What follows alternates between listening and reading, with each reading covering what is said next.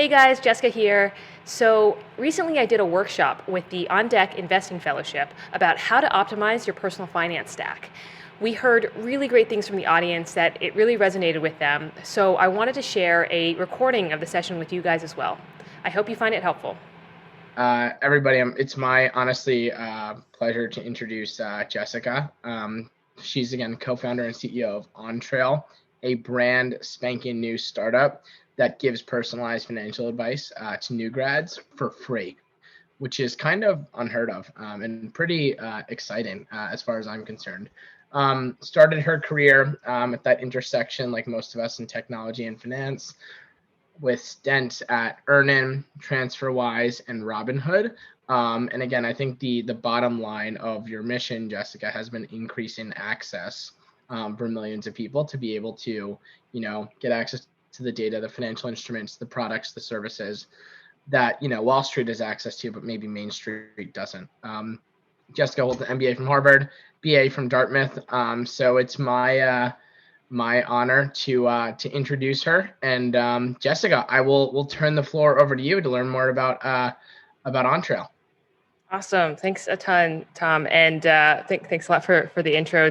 That's exactly it. I care a ton about financial access. So I'm just going to jump straight into it. So I called this session optimizing your personal finance stack, but really that's figuring out exactly how much you should contribute to your 401k and other things. And fundamentally, actually, it's about being deliberate about your finances rather than just letting your finances happen, which is probably the biggest mistake that I've made in my life, as well as that we see from customers at OnTrail, and so wanted to sort of talk through this and how to be more deliberate about your finances. So quick introductions. Tom already, introduced me, but really quickly, my career has very much been at the intersection of tech and finance. So most recently, I was before starting OnTrail, I was at Robinhood, consulting for their product team.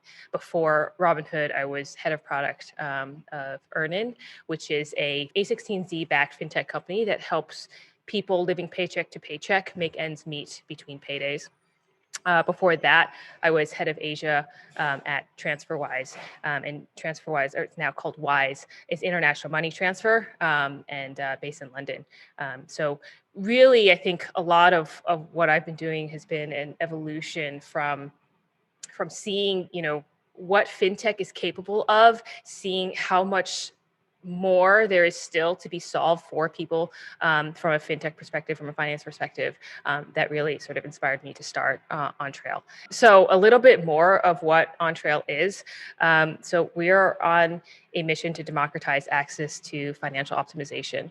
What that means is people come in, share with us details of their finances, and we take all that information in, and then we spit back out like, do these 3 to 5 things to optimize your finances. And so this is the core of the product today, which is basically a plan of like, hey, you should save this much money for retirement each year, and you should open this account with this provider because it's the lowest fee, it's the best user experience, et cetera. And so a big chunk of what we do is to like help people be deliberate about their finances. And so I'm going to walk through that process. I'm literally going to this is how we help people at a high level. And I'm going to be using myself as a bit of an example throughout this. So jumping right into it. A personal finance life strategy. I think the biggest thing about being deliberate about finances, I really think that it's a life strategy more than it is a personal finance strategy, because the thing is, like, you don't know how to optimize your finances if you don't know what you're going to be using that money for or when you're going to be using that money. And so I think the key thing here is that this is as much a life strategy as it is a personal finance strategy. As I mentioned, I'm going to be using myself as a little bit of example, but this was baby me, and baby me thought, I guess I am doing okay if My bank account is generally going up. I don't really have a strategy, but I think I'm doing fine. And that is literally, I literally remember thinking this, when I first graduated from college. And this is despite the fact that I had a degree in finance and economics, despite the fact that, I was in a well-paying job, working on Wall Street actually at the time. And I have a mom who is a personal finance guru and works for the FDIC. So like all of these things, and still here I am, like pretty clueless. But basically, I was wrong. And so hindsight is wonderful. And here are all the ways that I was wrong. Big buckets. I ended up going to business school. That was very, very expensive. Net worth went negative as I, got a bunch of student loans. And these are, I would say, like business school. Absolutely, I continue to believe amazing investment, but that doesn't mean that I couldn't have been more deliberate with how I was going to fund business school. The other thing that I did was early in my career, I was like, oh, I'm just going to put enough money for the company match for the 401k. And I'm optimizing the system or whatever it is. I was wrong, and I basically undersaved for retirement and missed out on tons of tax savings as well as compounding in some of these like prime compound. Like the earlier you do it, the more or the less you have to save over time. And so that was a big mistake. Other than that, so more recently, starting a startup means going without income. It's very, very expensive. Going without income. I think literally today's June 30th. Today was, we decided to pay ourselves just a small amount after our last raise. Today's my first paycheck after going without a salary now for a year and 9 months. And on top of this, my husband is also a startup founder. So you can imagine how stressful it is to watch your savings sort of drain away as you're pursuing something that you really believe in. I could have planned for this a little bit better, or at least I could have given myself a bit more flexibility with finances, and therefore, given myself a lot less stress through this period. So that leads me well to the next point: be careful who you marry. Again, I absolutely made the right choice in terms of who I decided to marry. However, personal finance was a huge topic of conversation because we came from different pages. And he came in, he's Brazilian, so he was new to the US financial system. He came in as a blank slate, no retirement savings, no other savings, plus startup founder. And so not to say any of those choices are wrong, but now we're a team sport, we're a unit. We have to figure out where we go from here. And so planning for that or having some cushion is always good. He also had student loans from grad school. And this last thing is like lifestyle creep is real. So I heard tons of advice as somebody, new who just graduated from college, avoid the whole golden handcuffs. Don't let lifestyle creep happen to you. But it's hard. And especially if you don't know what to look for.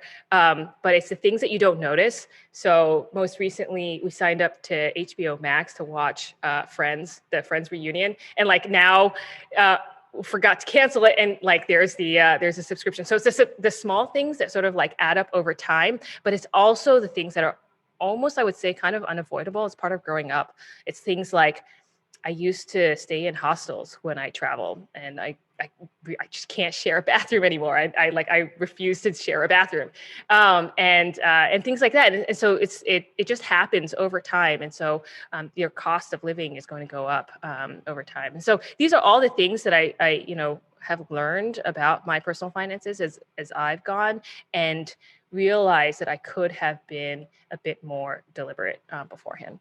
Like basically, if there's one takeaway in this entire presentation, it's that don't let finances just happen. Like you should be in the driver's seat. You should be thinking about it. You should, even if the future is, wide open, it's still a good idea to know set a general direction for where you're trying to get to, and to be able to take that first step. And so being deliberate about finances, this is what this presentation is about. It's what On Trail is about, and what I really believe in. And so it's a pretty straightforward process. This is the high level process that we go through with all on-trail customers. But basically, one, start where you are. Two, introspect. So this is a life strategy, so it's unique to everybody. Three, run the numbers. Four, prioritize between the different things that you think might be happening in your life. And then you match up your personal finance stack. Once you know those things, so that was the hard work, then matching up the personal finance stack to optimize is actually quite straightforward. So I'm going to go through each of these. So starting where you are, the first thing is no regrets, which is whatever situation you're in, start there, right? Like whatever mistakes or whatever it is that you made in the past, like mistakes that I've made, no regrets. You start where you are, you figure out where you go from there.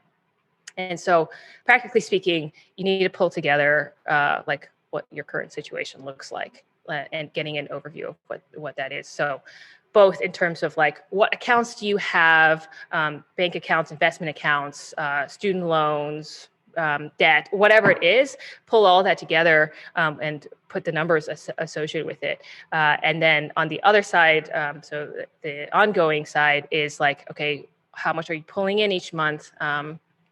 From an income perspective, how much are you spending each month? Just really getting an understanding of that. And actually, I have those numbers like pulled up for myself.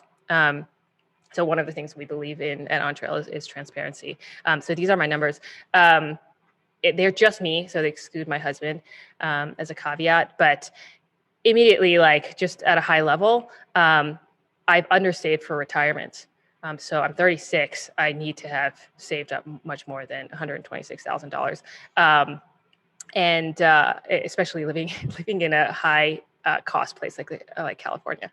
And then on top of that, a big chunk of that means that like I will potentially eventually be drawing from retirement from normal investments, be paying a lot higher taxes. And there's these question marks in startups. One of the things that I've deliberately chosen in my career is to work in startups and to start my own startup. And so this is a high risk strategy, but it's absolutely like reflected in my finances. And then the other thing is, as I mentioned, we just started taking a small salary, but up until today, I've been just like burning cash for a while. So really glad that that's looking positive. But basically what you're trying to do is you're like trying to put together all of this information in one place so that you can see these things about yourself. And you know like what your situation looks like, and you know where you're starting from. So that's step one, pulling all this information together. Then the second piece is to introspect. And this is an exercise where it doesn't actually have much to do with personal finance, but it's really like, hey, sit down with a glass of wine and you just like, where do you see yourself in 5 years? What would you like to be doing? Who would you be with? Would you have any kids? Would you be getting a PhD in grad school? Would you be sailing around the world? Whatever it is, like, put all those things in and then do it for 20 years. Do it for like what you imagine your retirement would look like. And I would say like, none of these things are fixed. None, right? Like none of these things it's just like, take a rough swag because you need to have some sort of direction in terms of, where you think you're going. There's some things it's like, you will get old. That is inevitable. And so there are certain things that you already know that you can already like put down on paper and just have a sense. So then basically what happens after that, so you have a sense of what your future might look like. You're going to start to pull out the things that cost a lot of money. So these are like the general big buckets that we see is like, okay, if you think you're going to get married, the wedding is going to cost some money. And are you going for like a giant thing in the Empire State Building, or are you going for a city hall wedding? And only you really know those preferences for yourself. So the things that are going to cost money out of this exercise, you want to pull those out. And then, as I was saying a little bit earlier, but basically what you want to do is you want to assign roughly when you plan to achieve each of those things and roughly how much it's going to cost in today's dollars. And then the third point, roughly, is, again, this is rough. It's okay that it's rough. And actually what, one of the things that we think at Entrail is that you should, every single time you have an update, every single time one of your goals change, or you have some new, maybe you decide you do want to go to grad school and previously you didn't want to go to grad school, whatever it is, whenever any of that changes, like do another one. This is like super straightforward, and it sort of can meet you like exactly where you are. So all of this is rough, and so don't overthink it, basically. And so I did it quickly for me. Already went to grad school, startup, took a sabbatical. But so for me, potentially 2 kids, or have 1 kid now, potentially another kid, sending them college would be very expensive, $81,000 a year in today's dollars. Retirement, I plan to live to 100 at least. And I would like to spend $110,000 per year in retirement. In the medium term, would love to buy a house. Bay Area, things are pretty expensive, but targeting, say, $1.5 million, I would want to have 30% saved up, $450,000. Once you have that, then you run the numbers. So again, I mentioned use today's dollars. You have the best sense for today's dollars. But then make sure that when you're running the numbers, that these are just high-level principles before we actually go into it. Make sure you adjust and you return expectations for inflation. So make sure you do that because inflation is an interesting market environment. It might happen. So make sure you do that. Prioritize. So then you're going to prioritize your goals, and then you're going to allocate your existing savings to all of those various buckets. And just hold that thought for a second. I'm going to walk through that in a little bit more depth. So calculators, so to run the numbers, like you could do it yourself in Excel, but a quick back of the envelope way to do it is there are a bunch of calculators online. So here are a few that I found were good. For normal savings goals, say you want to save up for the down payment of a house, these guys, investor.gov and NerdWallet, have 2 good calculators there. For retirement has a lot more situations going on. It's an ongoing cash flow stream, as well as potentially you get Social Security and these kinds of things using Kiplinger and Smart Asset. These are good calculators. And then this is very much like what we do at Entrail. We've built basically a bunch of calculators, a model that can take the nuances of each goal. So like say you go to college for 4 years, it's like how much cash will you need to have saved up at the beginning in order to cover kids' college for 4 years. So we have a bunch of that. So you're welcome to try it and see what numbers we spit out versus what these other guys spit out. And you know that like all of these things are only going to be as good as the assumptions that you put in. Again, use best guess. Again, this is just directional. Your goals are in flux. The assumptions that you have are in flux, but it gives you a direction of where you're trying to go. And this is basically like what we spit out at Entrail. So for somebody who wants to do a wedding, this person already has enough saved to cover the wedding, but they're interested in starting their own thing eventually, retiring, buying a house. And so that spits out, hey, this is how much money you need to be saving each month or each year to be able to hit those goals roughly by the time frame that you're thinking about. It just gives you a sense basically of what your future might hold and what you need to do to prep for that. So then prioritize.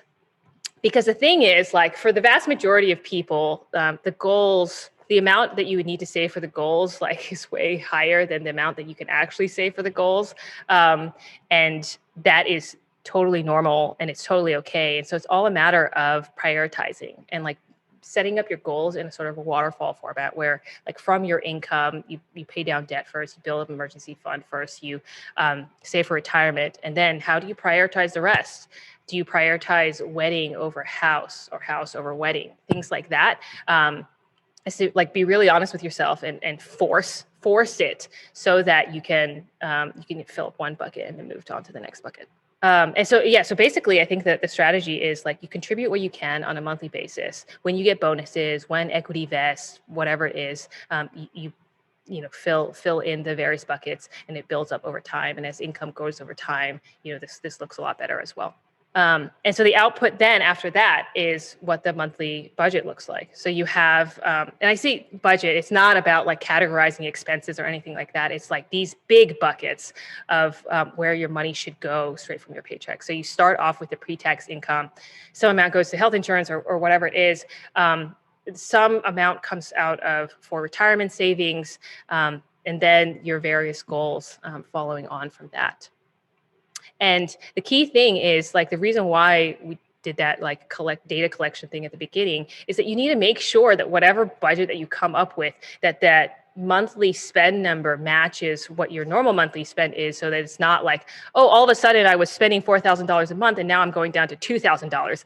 Like that's probably not sustainable. So you want to make sure that whatever number you have here, that you're honest with yourself basically in terms of what you can achieve. And so then you can, from a pretty straightforward perspective, you can actually match up your personal finance stack. And what I mean by this is the first thing that we really believe in is automation. So big goals like retirement and stuff, it can go straight from your paycheck. You set it up however much you need, it goes straight out from that way. Then after the sort of like employer benefits and stuff like that, then below that is like goal savings. And you can set up direct deposit so that, hey, this much money each month goes into this investment account. And that investment account is specifically for my house savings. Or this amount of money goes straight to my Robinhood account. And Robinhood account is specifically for my vacation next year, whatever it is. And then whatever's left over goes straight to your checking account. That sort of like keeps you like honest in terms of, hey, I said I was going to spend this much on a monthly basis. And so if I find myself needing to like draw from savings or draw from somewhere else on a monthly basis, then it's worthwhile to, hey, go revisit that monthly budget and what that looked like. And so basically the fundamental strategy here is like save first, pay yourself first, and then spend what's left over. And I think we found that, hey, that's the easiest way really of like being deliberate about your finances and making sure that everything's like humming. And on top of that, there's a lot of stuff that you can do from a portfolio perspective too. As you think about your portfolio, so you have retirement as a goal, for example. This is, I'm sure a lot of you guys know, but is long-term. So you could go with higher risk things there, and it's a tax advantage account versus say, if you think you want to do a house in 5 years, that's medium term. So you should be looking at medium risk, and it's a taxable account. And so things like that, you can distribute your investments between these various accounts in order to optimize. An example of this would be like if you want to invest in REITs, so real estate investment trusts. REITs throw off a lot of ordinary income. So, and that's taxable. And so you don't want to put a REIT inside your normal investment account. You'd want to put REIT inside a tax advantage account. And so things like that are how you can optimize. So now that you have these various accounts or these various goals, you could actually like allocate your investment portfolio based on the nuances or the specifics around each of those. And so that's it at a high level. That's the process that we take. Entrail, happy to talk more about Entrail if anybody's curious. But we're, as mentioned, we're completely free. Looking for beta customers at the moment. We're still very, very early. But if you would like to see what we spit out versus like what you were able to calculate for yourself, we definitely be happy to do that. So I'll stop there and open up for questions. And that's it. Thank you so much to the team at On Deck Investing. They've got an incredible program going. If any of you guys are interested in leveling up your investing, I've included a link to them in the description. And also, if you're interested in being part of Entrail's beta, feel free to sign up on our website, also linked in the description below. Other than that, if you got value out of this video, please hit the like button and also subscribe for more optimizations. Thanks.